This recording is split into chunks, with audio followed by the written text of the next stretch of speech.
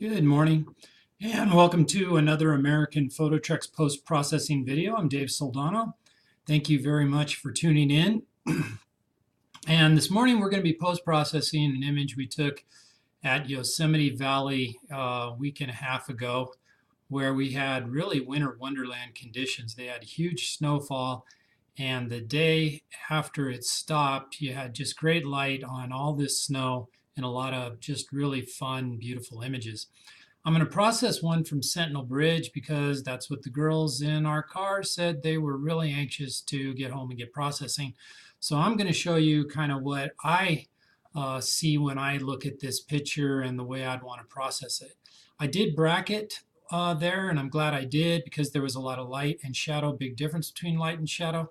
I'm only going to use 3 of the images I bracketed. I bracketed 5, but I'm going to use this one at minus 1.3, this one at minus 0.3, and one at plus 7, which was my middle image. These two are just too bright, but what I'm looking for here is I want all the brightness of all that great light shining down the canyon, and then I still want shadow details. So let's go ahead and select these 3, double click them, which will open it up into Adobe Camera RAW. If you're not familiar with Adobe Camera RAW, it's the exact same thing as Lightroom Develop. It's laid out the same way and almost exactly the same. So that's what we're doing here. And what I'm going to do right now is I'm going to just kind of show you one thing real fast. I've seen several images shared online where the snow is some real screwy colors, and cameras white balance have a difficult time with snow. They do. And if you don't have your white balance set right, or if you don't have a plus 7 or plus 3 or so EV like I was shooting, the snow doesn't come out white. It kind of reflects the colors that are around it. So a lot of times I'm seeing pictures where the snow and the whole picture is kind of blue like this. I've even seen some where it's purple like that. No. So here, let me just give you a quick shot. Let's say you've got a picture where your snow is really purple. I mean, is really blue like this. Grab your white balance tool right here. It's a little eyedropper right there. Grab it and put it on a piece of snow that has light falling on it. It can't be too much light, but just enough. Here, this is a perfect place. See how this snow is blue? Click right there and boom. It almost perfectly every time hits your white balance exactly the way it was when you saw it. It's a great little technique, and at least it gives you a much better starting point than the ridiculous blue or purple snow. Okay, so anyway, I'm going to go back to as shot, because if you were shooting at a plus 0.3 or plus 0.7 EV, then your snow comes out white anyway. So, and I told everybody to do that. I hope they did, although from looking at some pictures, I'm not sure that they did. But let's go ahead and select these 3 images. I'm going to come up to these little lines right here. And if you haven't done one of these with me before, you'll notice that every time I click on something, well, exactly what I'm clicking shows up right there so you can follow along with me. So now I'm going to say merge to HDR, and that's going to create a real nice blended image right there. Say merge and do it like that. And you can see it really brings out the shadows and keeps the highlights from blowing out. But it's, you know, and it's not anything that you would look at and say, oh, that's an HDR. It's really just a blended image. The one thing I'm really wanting to look at right here is the light. You got some light right here, light definitely coming down this canyon. I'm very interested in this reflection right here, and I like the way the light is coming across here, and I want to emphasize that. I want to make it look pretty. So I'm going to start off with the white balance, and I'm going to give it just a little warmth, which is going to add a little energy to the picture instead of this blue. And you can go too far and start turning things yellow, but I'm just going to go to right about here maybe, watching my colors real well. And all that's done is add some energy in the picture down here and here, and probably made it look like maybe it's a little bit later or earlier in the day. I'm not going to touch exposure at first or contrast. First thing I'm going to do is I'm going to bring up my highlights, not too much because I don't want them to clip. Do I have clipping turned on? I do, but I'm looking at the detail right there, and I don't want to lose that. So I may not. So even though it only clips there, I really don't want to lose the detail in that, so I'm not going to bring that up. Normally, be one of the first things I do. Now I'm going to bring up the shadows. This is an area I'm paying particularly attention to because it's too dark for me. And there's a couple things, couple ways to address that. There's several. I just want to bring that up right now in the main picture here. Watch the whites again. I'm really looking right there because this is the way I process things. A lot of times I want to draw your eye towards the center, and I usually do that with light. So I'm worried about too much losing detail right there. Let me take a look at one of this image right here. See, that's not bad. So I'm going to take a look at that. And going to add a little clarity here, and that helps. A little bit of dehaze. You got to be careful. Watch the sky when you dehaze because you can do too much and make it look like that. That's ugly. All right. And normally then I would go into my my sliders for different colors and adjust in there. It's just another way to adjust and bring up the light without clipping and make it look a little bit more dynamic. But we don't really have a whole lot of different colors in this particular image, so I don't have to worry about that. So now once I've got these kind of where I want them, maybe add a little bit of saturation and vibrance here because I'm really paying attention to certain areas here. Then I can start adjusting the exposure. And sometimes you might want to adjust it down to give it a little bit more drama, or up if so. But really this is a good starting point without much change right there. Maybe even come down a little bit, and I'm just, yeah, I think that's what we'll do. We'll come down just a little bit, and I'm going to use this then as my base image to work with. And at the same time, I think I'm going to open this right here, and I'm going to match the color balance. So 7350 plus 26. I'm going to do that here too. 70, you can just type it in too. 50 plus 26. I like that. And I'm going to open both of these images to start. And that's going to open Photoshop. So there. And there's our main image. So what I'm looking at here is this area right here. Let's zoom in a bit. And you can really tell that's great snow. I like the way that looks. Come over here. Let's see. This is just a bit too blown out for me. So there's a lot of ways to deal with that, and I'm going to deal with it by blending these two manually. Okay, so I'm going to just say select all, edit, copy. I know there's faster ways of doing that. Fit screen, Control V right there. And Control V just is basically paste. I pasted that copy right onto there. And make a duplicate layer right here. Boom. Put that duplicate layer on top. So basically now I have two copies of my emerged image, the DNG file, the HDR here, and then I got one copy of my minus 1.3 where the snow is how I like it. And so all I'm going to do is add a layer mask right here, put that on a black brush. Put that black brush right there on about 70% opacity. And then I'm just going to paint in the better color. Oh wait, got to align them first. My bad. So let's, you know, I mean, they were taken on a tripod. They should already be aligned, but just in case they're not, I'm going to select each one and then hit edit. Auto align layers. Like I say, they should be perfectly aligned. They were taken with a tripod within milliseconds of each other. But just in case they're not or something happened, you want to make sure it's right. So now I'm going to take my black brush tool at around 65% or so opacity, and I'm going to brush right here, which is just going to make that snow more believable, not so blown out and bright. Right about there. It still looks like it has light on it, but just not so bad. And I might do that right up here too, see how it looks, but I don't like how it looks up there, so I'm going to get rid of that.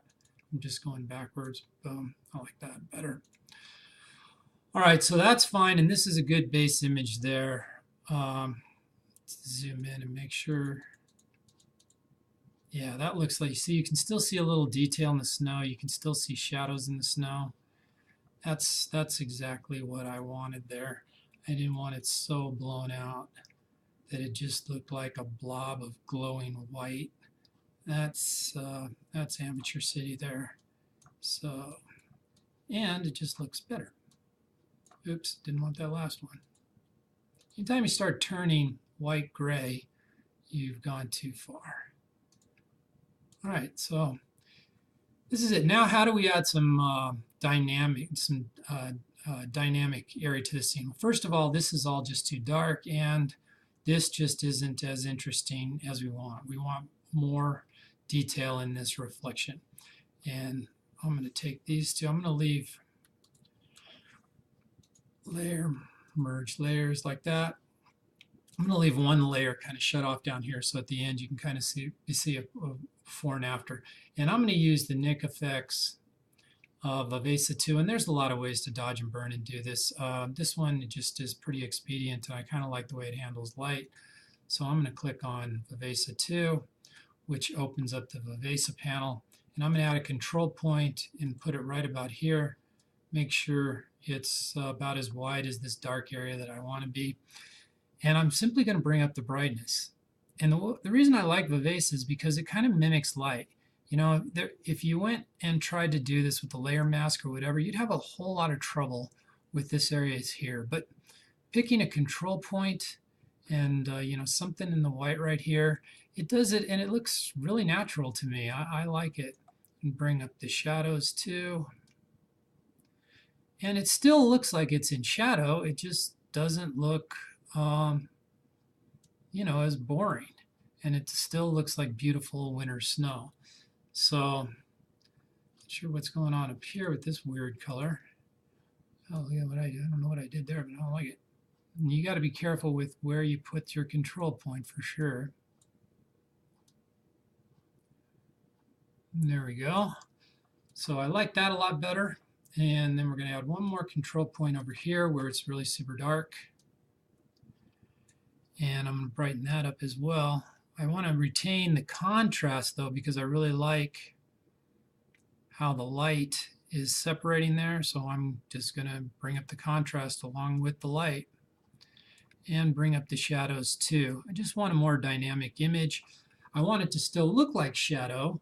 And I've seen a couple where shared online where, you know, you're seeing the shadow and the shadow is just ugly. It doesn't have to be. It can still look like a shadow without being, you know, some bizarre color or way too dark. I mean, it's snow. It's beautiful. Let's make it what it is, which is, you know, white with great contrast. So there, that's what we've created right there. I'll bring this back in. What it does is it creates a layer over my other picture. Let it do that for a second. And now you can kind of see what we just did. It still looks like it's in shadow. It just, you know, is just a more dynamic image. And because it's a layer, we can take it down to nothing and just bring it up to just where we want it. If we start to see things that we're worried is going to clip or no longer looks quite like shadow, but actually this looks pretty darn good. All right, layer, flatten. Oh wait, I want to keep this bottom layer, so I'm just going to do these two and say layer merge layers. All right, so we've done that. So that looks better already. Again, we haven't got to the point where we're really going to start to emphasize this light in the middle. But one more thing I want to do is I really want to bring out this. And I've got some different ideas on how to do it, but I think one way to do it is going to be with tonal contrast. And so again, that's in the Nik Efex. And I'm going to click on Color Effects Pro. There we go. Which opens one of these panels. All these wonderful, if you don't have Nik Efex, you know, and there's a skylight filter you can see, but it kind of, I don't really like the way it adds that I mean, it doesn't look bad out there, but that's not what I'm doing right now. Right now we're going to use tonal contrast, and the only place I'm looking is right here, because I'm not really liking what, well, it isn't bad what it does everywhere else, but I really like what it's doing right here. But I always hate what tonal contrast does to my sky. Makes it grainy, starts causing too much separation. But actually, darn near everything else in this particular image, I like what it's doing. So I'm going to leave that. I'm going to open it. And he's saying, well, what'd you do to your sky? And I said, well, we're going to use masks so that we don't create that effect in the sky. And I know I'm going fast, but I don't want some, 2-hour video here. So I like what it's done there. See there? And I kind of like, take a look at the snow here, what it's done with the snow too. I like what it's done up here. I like really what it's done everywhere except my sky. So again, I'm going to put a mask on it. I completely hate what it's done with my sky. So I'm going to take these two all the way up to 100% with a black brush. And I'm just going to bring my sky back the way it was. And I'm going to be careful around here because I like the effect that it gave me. And that's just a more natural looking sky to me. And really, this picture isn't about, a lot of definition in the sky. It's just blue up there. So I just really want a natural looking sky. So now let's take a look. I really like now we've got something that looks much more like a reflection. We can see the ice here a little bit more, which is nice. And it's really emphasized the light a little bit. And we're going to do one more thing to emphasize this light. So I like that. And I don't really, and again, I can turn it down and bring it up to just, and you can see I don't have to over crank it. Yeah, and over cranking it does look a little bad. So I can just bring it up to where I get the effect, but don't get the over effect. So right about 76%. Again, I'm going to merge these two layers. I know that I don't have to do that, that I could keep a whole bunch of layers and come back later, but with the video running and everything else, there's a big chance that it could shut everything down and I'd have to start over, and that would make me very, very grumpy.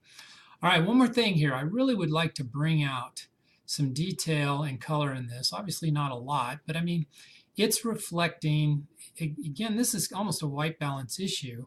This mountain actually has some color. It actually has some warmth to it or whatever, but because cameras are just doing their best to find an even white balance point, half dome is turning kind of blue here, and I don't want that. So I'm going to go back into Vivesa 2, come back here and put a control point here right on half dome. And I'm going to warm it up just a little bit. Okay. Maybe a little bit more. And there, I'm starting to see that. I'm going to give it a little structure. Give it a little contrast. Give it a little saturation. And there, it just makes it pop out more as its own feature in the picture, which is important to me. And of course, if it's, and I know it did that to the trees, but again, we're just going to use a mask to just put it on half dome. I'm going to duplicate that, and since it's a reflection, I'm going to do that down here too, although it's going to be a lot more difficult down here. We just want it on the mountain. I don't know if we're going to be able to do it with any way. I'm just going to delete that. That's going to cause more hassle than it's worth. Oh, no, it's not, because it did add the right color there. So let's go back, duplicate it, bring it down here, gave us that color that we wanted, zoom it in just on half dome. And we're going to add that. You're going to say, yeah, but look at what you did to the trees. You made, they don't look, and I agree. So I'm going to use a layer mask. There it is. A negative layer mask, so I'll say Alt layer mask, which is black. Take a white brush, put it on, nice soft white brush, put it about 60%, about 60% flow too. And then I'm going to zoom in and carefully just enhance half dome and just enhance those areas. Basically a dodge and burn technique is all this is. So see how I'm just adding a little color, definition, and interest to our mountain here. It's a good mountain. So, and that pink line you see is that you can turn on a bit of content aware to your brush, and that's what I've done here, so that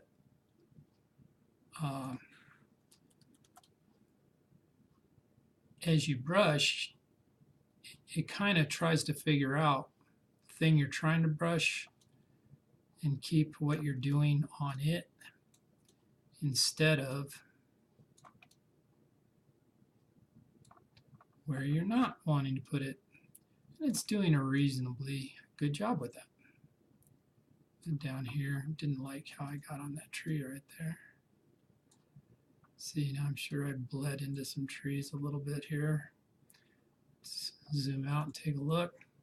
So what we've done there, just added a little color, a little dynamic to half-tone, so it doesn't look this ugly blue, but it pops out looking more like we saw it with our eye. And might even be able to go image adjustment and maybe some vibrance. Is that working or nah? Let's try saturation. I'm really only affecting that area right there. Not really working, but still looks much better than it did. I mean, that's much better. And then we're going to come down, try and do the same thing with the reflection, but it is going to be much more difficult. But let's just see what we can do. Just try and go where halftone is. Oh wait, nothing's happening.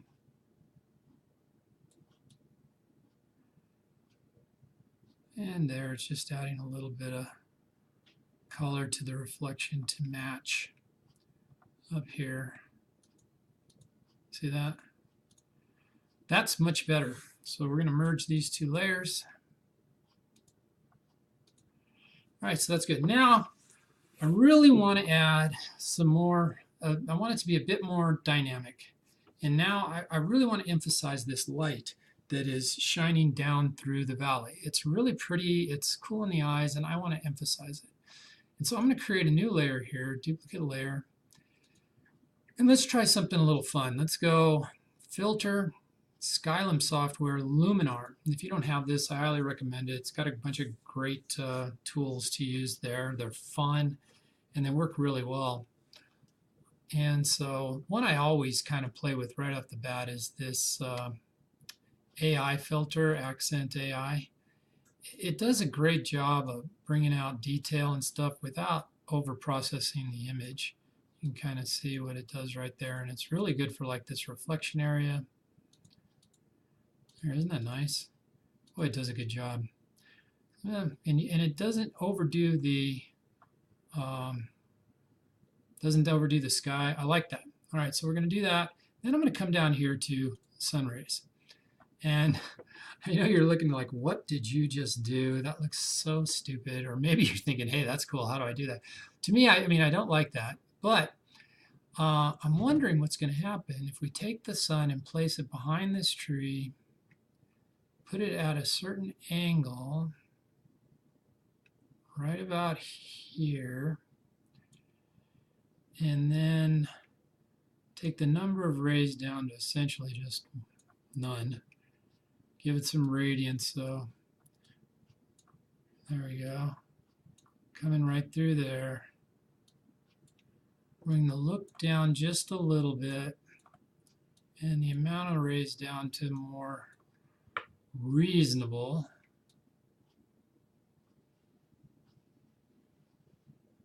Amount of the effect. Take a look at that. Now obviously right here isn't what we want, that big blob, and we can get rid of that. no problem. But look at what it's doing to the rest of the image. I mean, it's really emphasizing that light coming down the thing, and it's done a great job at really not getting into the shadow, at least for the most part. Again, we can deal with that. And I'm guessing as we move this, it's going to get even better and more realistic. And there's the effect. I mean, it's very subtle, but I really like it. See how it's just emphasized that light coming down there? And yeah, we're going to get rid of this right here, or at least tone it down a bit with the mask. But yeah, I think that's worked out. Maybe add a little warmth to the light so that it looks just a little bit. That's nice, right? Just add a little bit of dynamics to this image. Apply that.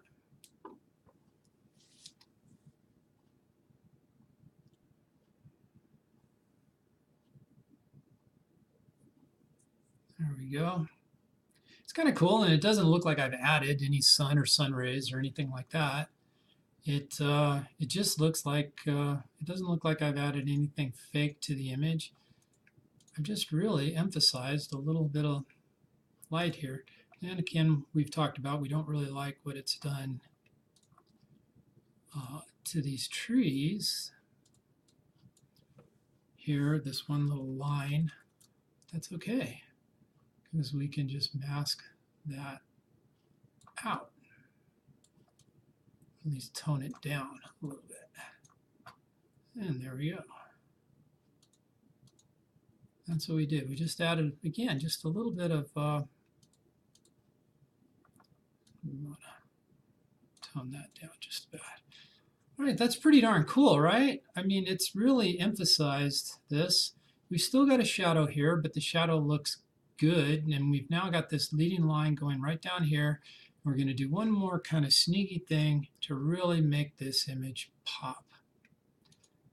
And a couple things that need to be done here. I need to go through, I've got some dust on my sensor or whatever here, and I'm going to have to go through and get that, but I'm not going to bore you or waste your time with that. I'll do that after I'm done with the video. But I'm going to add one more sneaky little thing here to give this image a little bit more pop. I'm going to go into my Color Effects Pro one more time, and I'm going to go into the, and this video is getting a little bit long, but I hope it has some value to you. I'm going to go into my Wedding Effects and Darken, Light, and Center. And I'm going to make it round. I'm going to put my center right there. And I want you to take a look how it's kind of sneakily and so this is one of the reasons why I knew this was coming. So one of the reasons why I de-emphasize this. And you can kind of see how I've kind of forced your eye to go where I want it to. Maybe we can move that a little bit. Right there. And again, we don't have to use this. We don't have to overuse it. We sure don't want to blow out. I don't know. I do like this effect, but I'm not sure that I like it as much on this particular image.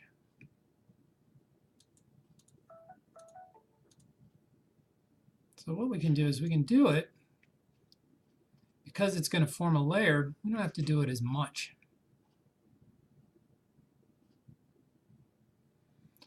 All right, because it might have done it too much. And I don't, again, we're worried here about blowing things out. So we're just going to add about a 40% there. Just enough to help guide the viewer's eye to go where we want it to go. So there we go, that's better. So that's essentially my image. I really like that. One of the other things we can definitely do is we could duplicate this layer, go into our Camera RAW filter, give it a little bit more exposure, contrast, and warmth. Just a little bit more warmth. Watch the clipping again. You kind of, so you can see what we did, but then put a negative layer mask, not a regular layer mask. Alt and then layer. And then take our brush and paint on that color light that we just created. Paint it at the areas, maybe, oh, but we're tuned down quite a bit here. Let's just take it all the way up because we were pretty subtle with our adjustments. And we can just paint the areas that we want to emphasize with this light. And because we used contrast, we don't have to be super accurate with our painting because it's going to contrast it for us a little bit. And now we can really create this, really start to emphasize this light in different places. And just make it look a little bit more. And this is just another way to dodge and burn, right? So just adding a little bit of light contrast. See that? It just made the whole thing a little bit more. Again, the word I'm using with this image is dynamic, and it has done that. Now it kind of has life. There's light shining through there. It looks like there's, you know, something happening. Maybe even put a little light at the tops of these trees. Something going on there.